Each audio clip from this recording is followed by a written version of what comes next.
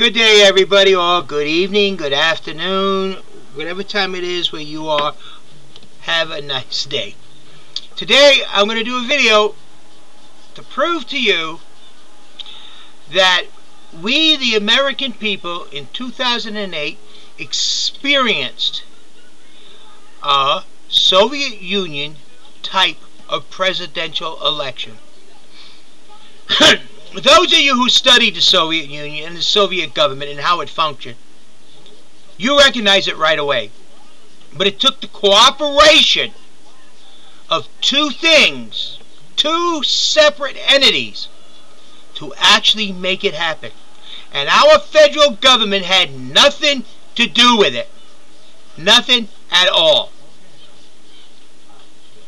How we are controlled and manipulated by large corporations and people with money. And we ended up experiencing in this country a Soviet Union type of presidential election instead of a free and open presidential election. Now, some of you that follow me on YouTube and has been following me since the beginning know in 2008 I ran for President of the United States. And approximately just under 8,800,000 people wrote me in via JD, James D. Crivo, JD Crivo, JDC, etc. They wrote me in, yet could not find a single one of my votes. But that is not the part I'm talking about. I'm talking about what you, the average, everyday American, experienced. Now, some of my videos I do is about the people who don't vote. And I say you need to get out there and vote. And a lot of you come back, and I mean a lot, and say, I don't vote because it doesn't matter. I don't get to vote for the way I feel, the way I choose. They pick who's going to be president. They select who's going to be president. And I try to tell you, we can't make a difference if we don't try. But how in the world did we really get to experience a Soviet Union type of presidential election? Well, we all know the Soviet Union really had a presidential election. We all know that the people in the Soviet Union did get to vote for their candidates.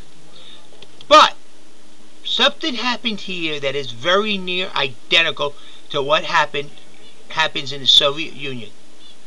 And what it is, to surprise you all, took the cooperation of two major entities. First and foremost, the political parties. How they went about selecting their candidate.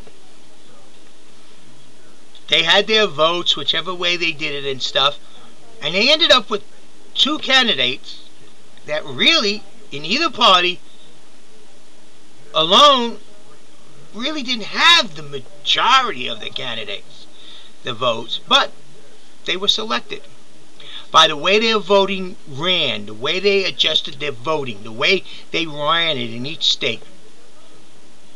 So that each party selected their presidential candidate. They actually selected it. Party members voted and selected. Nobody else, just party members. Now, we're all used to that with the two-party system. And that's the reason why I'm strongly against party systems and why I'm pushing the Constitutionalist Party.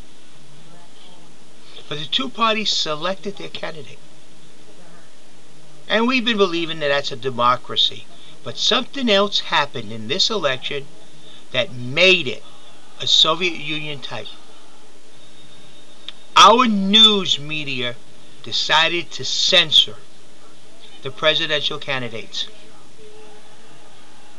They decided they were only going to cover McCain and Obama. Each of the news medias chose their candidate. And that's who they supported. How many of you heard about J.D. Creveau in the news? I contacted all of them. I let them know I was running for president. How many of you heard it in the news? Because they wish not to cover it. They have decided that they would only cover McCain and Obama. Every once in a while you hear Ron Paul mentioned, and the Libertarian Party once or twice I heard mentioned. But they completely censored the other 100 and something. How well did they censor it? They reported after the election that there was a spoiler in the presidential election. But no one mentioned his name. They left that fact out. Why? Because none of them covered that individual. They censored him.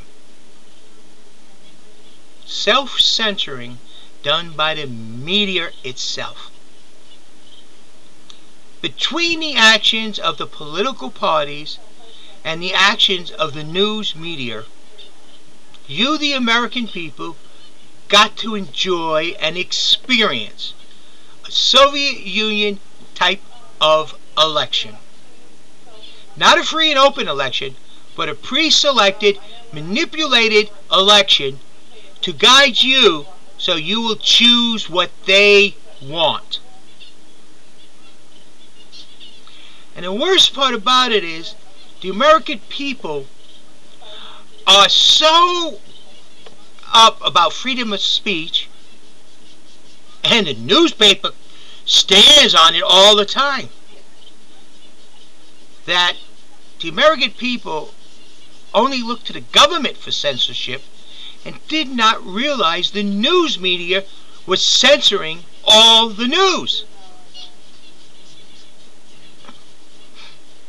That's something for you all to think about. The very people who stand up and yell, freedom of speech, freedom of the press, was censoring it.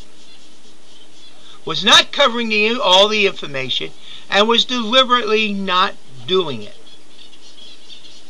so that they could promote the individual they wished.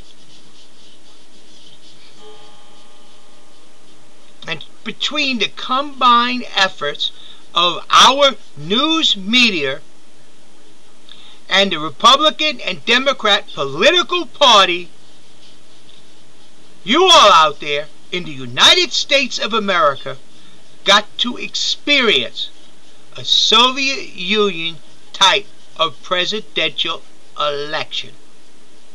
The political parties got to select the candidates, and the Soviet Union news media would only cover what they were allowed to cover.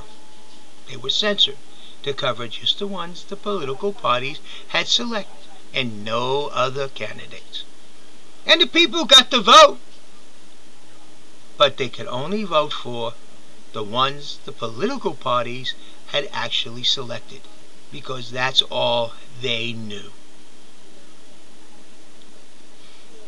And you, the American people, in 2008, had experienced a major form of socialist brainwashing into believing you were receiving the absolute truth when you were given censored information. Was it done intentionally? I don't know. Was it done in coercion between the parties and the news media? I don't know.